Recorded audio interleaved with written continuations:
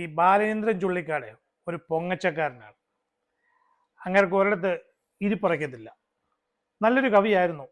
ഇപ്പോഴല്ല, പണ്ട് ഒരു 10-25 വർഷം മുമ്പ് കുറേ നല്ല കവിതകളൊക്കെ എഴുതിയിട്ടുണ്ട്. നല്ല പേര് നേടിയെടുത്തു. എനിക്കും അദ്ദേഹത്തിനോട് ആദരവുണ്ടായിരുന്നു.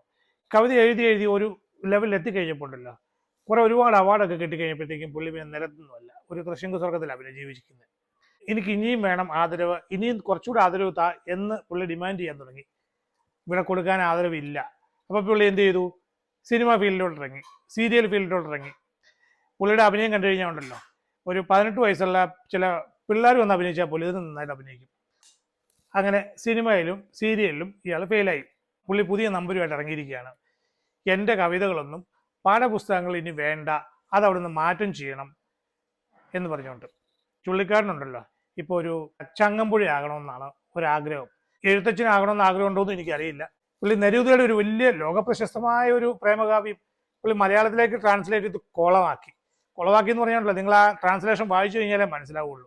എനിക്ക് ഇങ്ങനെ കുറിച്ച് യാതൊരു അഭിപ്രായമില്ല. അപ്പം ഈ പുതിയ പൊങ്ങച്ചത്തിന്റെ കാര്യം പറഞ്ഞില്ലേ, എന്നെ ഇവിടെ നിന്ന് ഒഴിവാക്കിയേക്കെ എന്ന് പറഞ്ഞു കഴിയുമ്പോഴത്തേക്കും വീണ്ടും പത്രത്തിലും TV-യിലും ചാനലിലും ഒക്കെ പുള്ളിയെ കുറിച്ചൊരു ചർച്ചയൊക്കെ വരണം.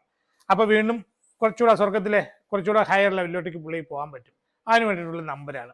ബാലേന്ദ്രൻ സാറേ, നിങ്ങളെ പെൻഷനായി, ഇനി വയസ്സായി, കുറച്ച് വിശ്രമിക്കുക, എവിടെയെങ്കിലും അടങ്ങി ഒതുങ്ങി ഇരിക്കുക.